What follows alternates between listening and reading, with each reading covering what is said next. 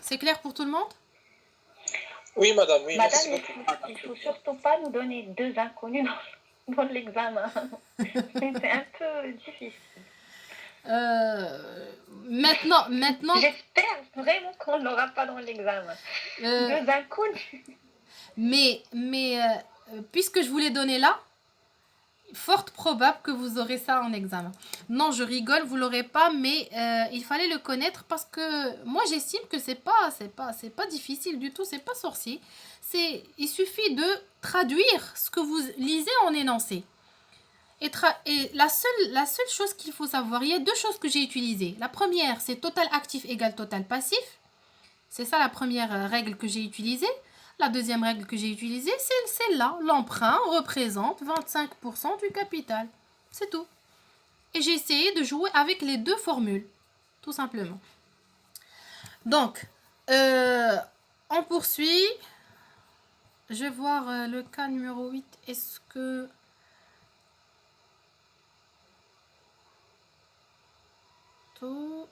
D'accord, oui. Donc, cas numéro 8. Déjà, donc il n'y a pas d'autres questions?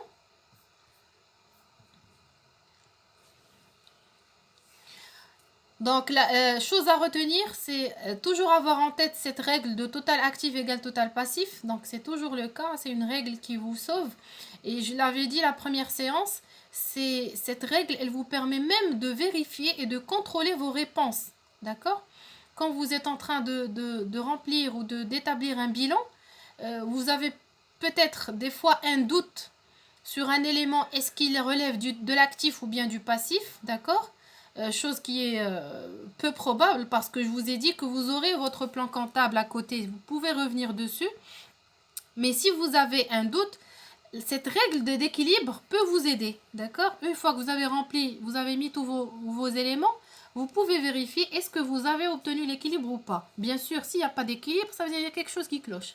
Il y a un élément qui est mal, qui n'est pas dans sa place, qui n'est pas dans sa place, tout simplement. Donc il faut bien. Donc cas numéro 8. Regardez, on vous dit le bilan de l'entreprise Hanefi se présente au 31/12/2017 comme suit. Oui, je reviens pour dire une chose.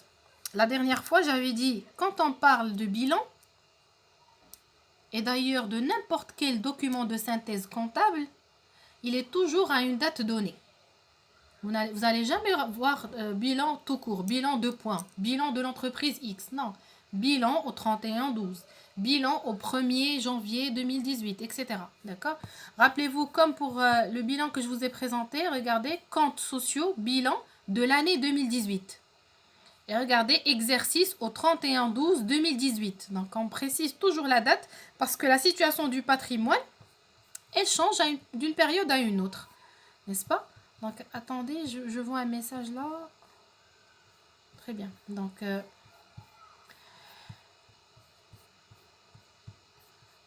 bilan, il est toujours à une date déterminée. Et j'avais dit la dernière fois, dans la vie d'une entreprise, dans la vie entière d'une entreprise, eh bien, elle a un seul bilan d'ouverture. Quand je dis bilan d'ouverture, c'est le bilan de création. Le bilan qu'elle va établir la première fois. C'est ce qu'on a fait depuis le commencement des séries d'exercices. On prenait des cas de bilan d'ouverture. Ce qu'on faisait là, regardez, ce qu'on faisait là, c'est des bilans d'ouverture au moment de la création. Regardez, on avait des apports, on renseignait l'actif, etc. Donc, c'était des bilans d'ouverture, ce qu'on appelle aussi bilan de démarrage de l'entreprise.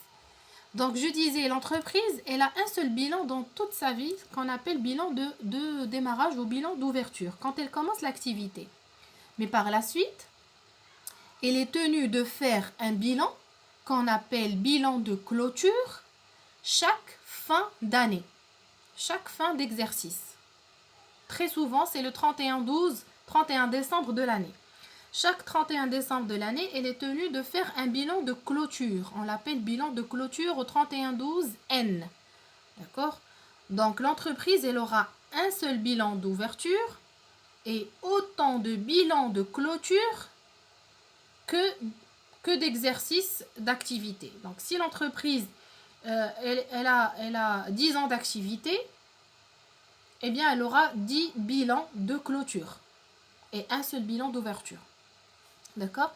Et bien sûr, si jamais l'entreprise elle est liquidée, dans le cas de faillite par exemple, donc mise en faillite, eh bien l'entreprise elle est tenue de faire un bilan qu'on appelle bilan de liquidation.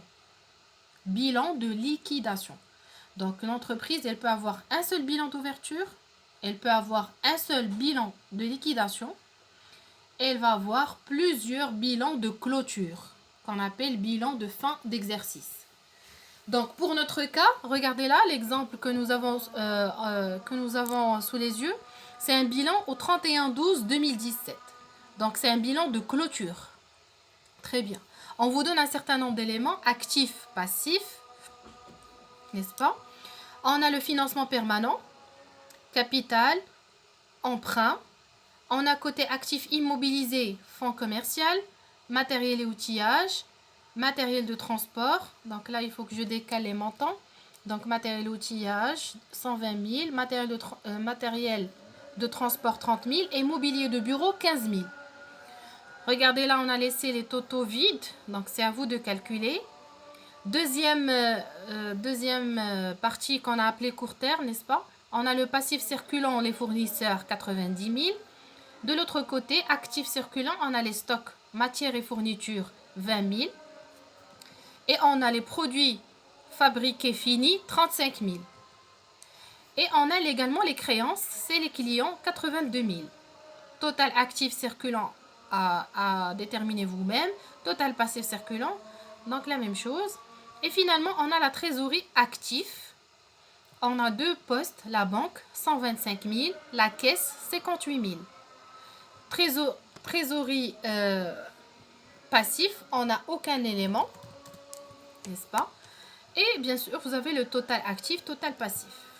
Donc là, c'est total trésorerie passif. Donc, et on vous donne, donc là, c'est le bilan au 31/12. Et par la suite, qu'est-ce qu'on vous dit? On vous donne le 2/1/2018, ça veut dire l'exercice suivant, le lendemain du 31/12, le 2 janvier 2018.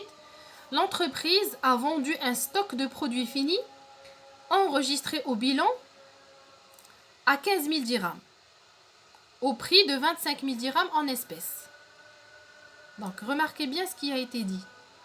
Là, ça nous amène à une règle très importante en matière de bilan, qui est la règle du coût historique. Ça, c'est un principe comptable. Ça signifie quoi? Ça signifie que quand on acquiert un élément du patrimoine, on le garde dans le bilan, on le garde pour la même valeur d'un exercice à l'autre. D'accord? On le garde pour la même valeur. Si jamais j'achète quelque chose à une date, une valeur, à un montant donné, et que je la revends ultérieurement, eh bien le prix de vente ou de revente, d'accord? Je ne vais pas le mettre dans mon bilan. On va le voir plus tard, on va le mettre dans les produits qui est dans un autre document de synthèse autre que le bilan. Le bilan ne change pas. Si je vous dis, par exemple, dans notre cas, un stock de produits, regardez, lisez bien la phrase. Un stock de produits finis enregistré au bilan à 15 000 dirhams. Enregistré au bilan, c'est-à-dire voilà sa valeur dans le bilan. Ça signifie quoi? Ça signifie qu'ici, produits fabriqués, n'est-ce pas? 35 000 dirhams. À l'intérieur de ces 35 000, il y a 15 000 dirhams de produits qui ont été vendus. C'est ça leur valeur historique. C'est ça la valeur par laquelle je les ai mis dans mon bilan. Mais ces stocks, je les ai pas vendus à 15 000, mais je les ai vendus à 25 000 dirhams. D'accord? Donc, si je veux modifier mon bilan, qu'est-ce que je dois faire? Je dois bien évidemment diminuer les produits, n'est-ce pas? Je vais diminuer les produits finis de quel montant? Non pas de 25 000 qui est le prix de vente. Non. Mais je vais les diminuer au montant de 15 000 dirhams qui est le coût par lequel je les ai inscrits au départ au bilan. D'accord? Donc faites attention et vous allez comprendre davantage ce que je suis en train de dire quand on va aborder les produits et les charges dans le deuxième document de synthèse comptable qui est le compte de résultat. Donc faites attention. Quand j'ai un élément au niveau du bilan et je le sors du bilan, je vais le sortir avec sa valeur historique, la valeur par laquelle il était enregistré au départ dans ce bilan. On est d'accord? Ensuite, on vous dit le 3 janvier 2018, l'entreprise règle une dette fournisseur d'un montant de 40 000 dirhams par chèque bancaire. D'accord? Donc l'entreprise, elle a réglé une dette fournisseur, ça veut dire que je vais venir ici. C'est ça mes dettes fournisseurs, 90 000. Ces dettes, elles vont certainement diminuer parce que j'ai réglé une partie pour un montant de 40 000. Donc, je vais diminuer les 40 000 de mes 90 000 que j'ai au départ dans mon bilan. Bien sûr, cette dette, elle a été réglée par quel moyen? Par chèque bancaire. Ça signifie quoi? Que je vais toucher quel autre poste? C'est la banque. Je vais aller à la banque. Donc, la deuxième opération, elle touche deux comptes. Vous avez remarqué, elle touche la banque et la dette fournisseur. Donc, elle touche l'actif et passif. N'est-ce pas? Et vous vous rappelez la dernière fois quand je vous ai parlé d'une petite... La banque va augmenter. Non, elle va diminuer. Va diminuer, pardon. Exactement. Elle a réglé une dette, donc la banque va diminuer. Et rappelez-vous, la dernière fois, je vous ai dit qu'il y a une règle de la partie double en matière de comptabilité. Chaque opération, soit il y a le plus, après, donc il y a le moins. Exactement. Donc, je vais toucher les deux côtés. Et c'est ce qui fait l'équilibre que j'obtiens à chaque fois au niveau de mon bilan. D'accord? C'est ce qui explique cet équilibre. Donc, chaque fois que je touche quelque chose au passif, il y a quelque chose qui est impacté au niveau de l'actif. Ou bien, l'essentiel, c'est qu'il y a augmentation et diminution de deux comptes en même temps. Je peux avoir augmentation actif, diminution passif. Je peux avoir augmentation actif, diminution, toujours l'actif. Comme je peux avoir diminution d'actif et augmentation toujours de l'actif. Deux postes différents dans le même côté. D'accord? L'essentiel, c'est que je vais avoir un poste qui va augmenter, un autre poste qui va diminuer. Et c'est ce qui fait que j'ai toujours mon équilibre. Donc, donc on a dit règlement de la dette. Le 4 janvier, l'entreprise, qu'est-ce qu'elle a fait? Elle a reçu une somme en espèces d'un client. Donc, autrement dit, qu'est-ce qui s'est passé? Eh bien, on a reçu une créance client. Donc, je vais aller au niveau des clients. Et voilà. Client, j'avais un solde au niveau de mon bilan de 82 000. Eh bien, ce solde, il va diminuer parce qu'un de mes clients, il m'a payé. Et j'ai reçu cette somme en espèces de 22 000 dirhams. Donc, quel est l'impact sur le bilan? Quel autre compte va être touché? Le client va être diminué. Et qu'est-ce qui va augmenter? La caisse va augmenter. Caisse. La caisse va augmenter, exactement. Et caisse. Exactement. C'est la caisse qui augmente. Très bien.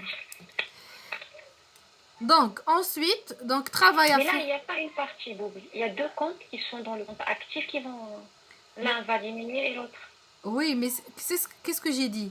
J'ai dit, quand je dis la partie double, il y a un poste qui augmente, un poste qui diminue. Ces deux postes, ils peuvent relever tous les deux de l'actif.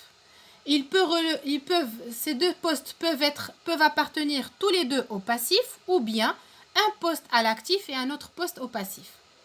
Donc, j'ai trois possibilités en matière de traduction de la partie double, d'accord? L'essentiel, c'est qu'un poste augmente, un poste diminue. Ces deux postes peuvent appartenir tous les deux à l'actif. Première situation. Deuxième situation, ils peuvent être tous les deux au passif. Troisième situation, je peux avoir un poste à l'actif, un poste au passif.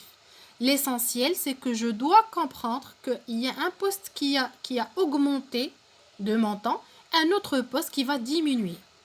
Il y a toujours cette contrepartie. Donc, travail à faire, on vous demande d'abord de déterminer le montant du capital individuel de l'entreprise Hanafi. Donc, il s'agit d'une entreprise individuelle. Donc, le capital, pour le déterminer, bien sûr, on va retenir... Comment on va le déterminer? Dites-moi le nom d'abord avant de répondre. On va calculer total actif. Le nom. Znadi Soufiane. Oui. On va le total actif moins l'empreinte moins le fournisseur. Exactement. Donc, je peux déterminer le total actif. Donc, soit vous déterminez les rubriques actif immobilisé, total actif immobilisé, total actif circulant, total trésorerie actif, et vous faites le total des rubriques. Faites attention, oui, s'il vous plaît. Faites attention quand vous avez les rubriques comme ça, des sous-totaux, parce que ça, c'est un sous-total. Je vais appeler ça sous-total. Donc, ça, c'est un sous-total 1. Total actif circulant, ça, c'est un sous-total 2. Total trésorerie actif, ça, c'est un sous-total trésorerie actif. Et là, c'est le total actif. Quand vous faites la somme, faites attention pour ne pas compter également les sous-totaux. Attention. D'accord?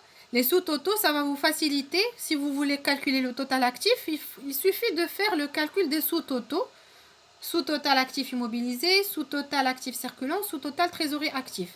Sinon, vous laissez tomber les sous-totaux et vous calculez directement les éléments à l'intérieur.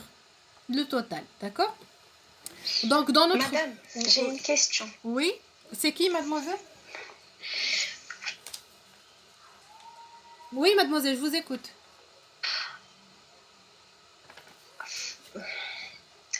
Alors, les deux opérations du 2 janvier et 3 janvier ou bien avant? On va prendre en compte juste le bilan qu'on a. Très bonne question. Pour répondre à la question déterminer le montant du capital, il suffit de se contenter de ce bilan. Comme vous pouvez faire les opérations et calculer votre capital plus tard. Mais le plus intelligent, pour être sûr, c'est de démarrer par ce bilan. 31/12/2017. Là, il est rempli, vous avez tous les éléments, vous pouvez avoir votre capital.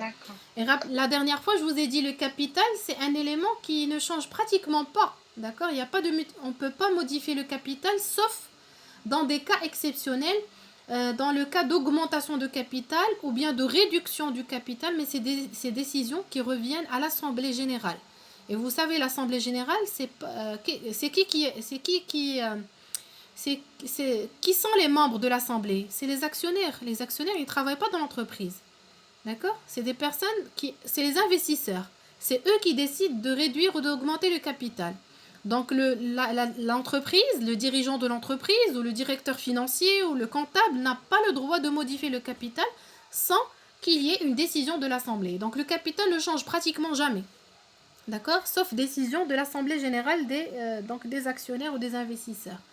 Donc, le capital, je peux l'obtenir directement à partir de ce bilan.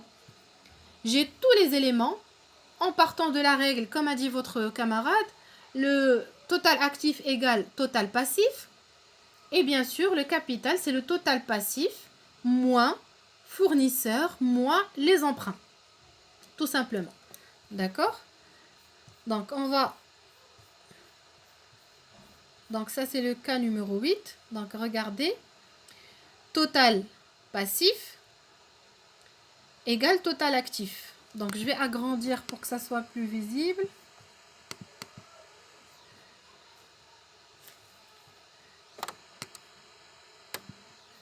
Total actif égale total passif. Le total passif, donc finalement, si je remplace total actif, eh bien le total actif, c'est le fonds commercial, plus le matériel et outillage, plus matériel de transport, plus le mobilier, plus le stock de matière, plus le stock de produits, plus les clients. Ça, je l'avais oublié. Je vais le rajouter ici. Plus les clients, plus la banque, plus la caisse. Normalement, si je ne me trompe pas, ça fait un total de 560 000. Ça, c'est le total passif. Donc, j'ai renseigné ici 560 000. Donc, capital égale total passif, moins les emprunts, moins le passif circulant, où j'ai uniquement les fournisseurs. Je l'ai mis entre parenthèses. Donc, je remplace. Total passif, c'est les 560 que je viens de calculer. L'emprunt, c'est 70 000. Les fournisseurs, c'est 90 000.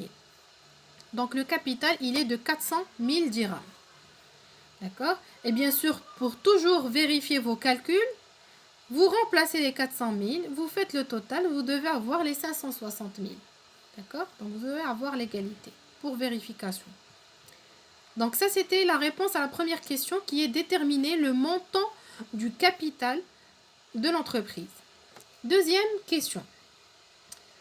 On vous pose la question d'analyser les incidences de chacune des opérations sur les capitaux propres et sur le bilan. On vous demande d'analyser les incidences de chacune des opérations. On parle de ces opérations, l'opération du 2 janvier, l'opération du 3 et l'opération du 4. Et on vous demande quelle est l'incidence, peut-être soit sur les capitaux propres, d'accord, capitaux propres c'est ça, soit sur le bilan en général, d'accord. Première opération, on a dit l'entreprise elle a vendu un stock. Elle a vendu ce stock qui valait au bilan 15 000, il a été vendu au prix de 25 000 dirhams en espèces. Donc cette vente de stock de produits finis, il va y avoir un changement au niveau du bilan, précisément ce poste, produit fabriqué fini, 35 000 dirhams, il va changer.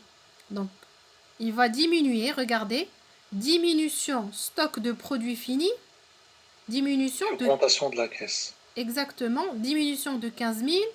Et cette diminution, elle a été faite suite à une vente encaissée en espèces. Donc, il y aura augmentation de la caisse. Diminution du stock de 15 000 et augmentation de la caisse pour quel montant? 25 000. 25 000, très bien. Vous allez me poser la question, vous allez me dire, le montant, il a changé, n'est-ce pas? Il y a une différence. 15 000 de plus, de moins, et 25 000 de plus. D'accord? Vous allez me dire, il n'y a pas l'équilibre. Je vais vous dire, il y a l'équilibre, parce qu'on doit rajouter un autre compte qui va être impacté par cette opération, qui est le compte de résultat. Et le compte de résultat, il figure dans le financement permanent. Voilà la nouvelle chose que on va noter aujourd'hui. Résultat net de l'exercice, c'est un poste qui figure au niveau du financement permanent du bilan ou du passif du bilan de l'entreprise. Le résultat, ça veut dire combien elle a gagné l'entreprise sur l'ensemble des opérations qu'elle a effectuées. D'accord? Eh bien, dans notre cas, pour cette opération, elle a gagné combien l'entreprise? Quel est l'impact sur le résultat en termes de résultat? C'est 10 000 dirhams. 10 000. Exactement. Elle avait acheté à 15 000, mais elle a vendu à 25 000. L'entreprise a gagné... Elle a vendu à 25 000. Voilà, elle a gagné 10 000 dirhams. Ces 10 000 dirhams, ils vont venir ici. Pour vous dire que je ne vais pas noter 10 000 comme ça. On va le voir dans le prochain document de synthèse. Parce que le résultat, c'est quoi? C'est les produits moins les charges. Et les 25 000 dirhams, pour l'entreprise, c'est un produit. D'accord? Et le fait qu'elle a vendu plus qu'elle a acheté, donc elle a réalisé une marge. D'accord? Donc c'est un plus. C'est pour vous dire tout simplement qu'on obtient l'équilibre. Les stocks vont être diminués de 15 000, la caisse va augmenter de 25 000, l'impact du résultat va être de 10 000. D'accord? Donc on est toujours on respecte toujours notre règle de partie double. Si je pars à la deuxième opération, du 3, on a dit l'entreprise elle a réglé une dette par chèque bancaire. Règlement d'une dette, ça signifie que je vais diminuer le compte le poste fournisseur et je vais diminuer le compte banque pour le même montant qui est de 40 000 dirhams. Et finalement, La troisième opération, on vous dit que l'entreprise, elle a reçu de la part d'un client le paiement ou l'encaissement d'une créance de 22 000. Donc, il s'agit de diminution du compte client, d'accord, de 22 000 et augmentation de la caisse De la caisse. de 22 000. Donc, les questions ces termes d'espèces, je crois que vous les connaissez. Quand vous entendez espèce, c'est de la caisse. Quand vous entendez chèque bancaire, on utilise le compte banque. Quand vous entendez virement bancaire, on utilise également donc le compte banque, d'accord? Donc, ça, c'est des choses que vous connaissez, n'est-ce pas? Donc là, j'ai répondu à la deuxième question. Troisième, on vous demande de dresser cette fois-ci le bilan en respectant la même forme qui est en haut, ci-dessus, après la dernière opération du 4 janvier 2018. Donc, on va reprendre un autre bilan, mais en tenant compte, j'ai besoin d'un bilan au 4 janvier. Ça veut dire je vais inclure ces modifications qui ont été faites. Donc, avant de dresser mon bilan, il faut que je fasse des calculs. Il faut que je vois de combien il a changé le poste stock de produits, de combien il a changé le poste client, le poste banque, le poste caisse et le poste fournisseur. D'accord? Parce que voilà les postes qui ont changé, sur lesquels ces opérations ont eu un impact. Donc, pour les produits finis, j'avais 35 000. J'enlève 15 000 dirhams.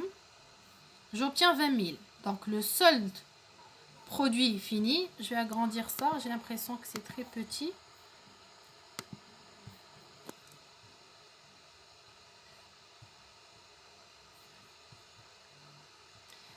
Donc, produit, regardez. J'avais 35 000.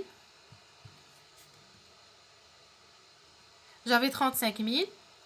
J'enlève 15 000. Il me reste 20 000. Donc, sur le nouveau bilan au 4 janvier 2018, je vais avoir un stock de produits finis uniquement de 20 000. Ensuite, la caisse, on a dit, la caisse, elle a été impactée combien de fois? 2 fois. Première fois, quand on a vendu les produits finis. Deuxième fois, quand on a encaissé l'argent du client. D'accord? Là, j'ai fait exprès de laisser les 15 000 parce que je ne veux pas vous embrouiller avec le résultat. Mais on va le découvrir par la suite. Donc, j'obtiens un nouveau solde de 95 000 pour la caisse.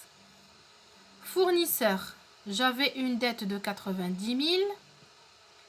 J'ai réglé la dette le 3 janvier, 40 000. Il me reste 50 000 fournisseurs. Et il me reste la banque. J'avais 125 000 dirhams dans mon premier bilan. J'enlève la dette fournisseur qui a été payée par chèque. Et il me reste 85 000 dans le poste banque. Et finalement, les clients, j'avais 82 000. J'enlève le paiement qui a été fait en espèces de 22 000. Il me reste 60 000 poste client. Et bien sûr, je renseigne tous les autres éléments, d'accord? Parce que les autres éléments, je les garde. Principe du coût historique, je garde tous les éléments par le même montant. Parce qu'ils n'ont pas changé. 75 000, 120 000, 30 000, 15 000, je reprends tous les éléments. Et bien sûr, j'obtiens mon équilibre. D'accord? Donc, faites attention. Faites attention à cet impact ou ces incidences sur le bilan. D'accord? Quand il y a diminution d'un poste, il y a automatiquement une diminution ou l'augmentation d'un autre poste au niveau du patrimoine. Donc ça, c'était le cas numéro... Des questions?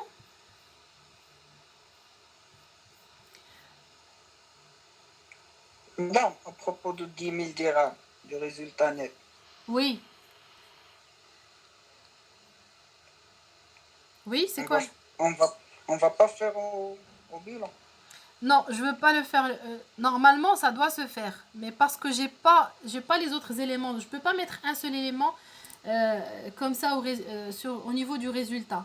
Normalement, le résultat, c'est plusieurs produits moins plusieurs charges et j'obtiens un résultat qu'on appelle le résultat net. J'ai pas voulu le mettre ici pour ne pas vous déranger. Mais vous allez voir, on va voir les exercices suivants quand on va traiter parce que le résultat net, c'est un montant qu'on obtient à l'aide d'un autre document de synthèse qu'on appelle le compte de résultat ou bien le CPC. Ça s'appelle également le CPC. D'accord? Donc je ne veux pas en parler maintenant, je ne veux pas anticiper les choses pour ne pas vous mélanger les idées. Je préfère le laisser quand on va aborder le CPC. D'accord? D'accord, madame, merci. D'ailleurs, je vais commencer tout de suite. C'est bon, des questions?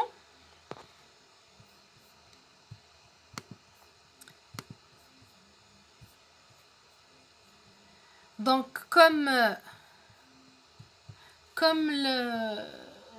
il nous reste encore du temps, donc et en plus on n'a pas commencé à temps. Donc on va commencer le chapitre compte de résultats. Et comme à chaque fois, bien sûr, je vais vous envoyer le corrigé. D'ailleurs, la série d'exercices, vous l'avez déjà reçue. Chaque fin de séance, chaque fois qu'on aura corrigé des exercices, je vous envoie les exercices. Maintenant, on va aborder... donc, attendez, je vais activer l'enregistrement. Encore une fois.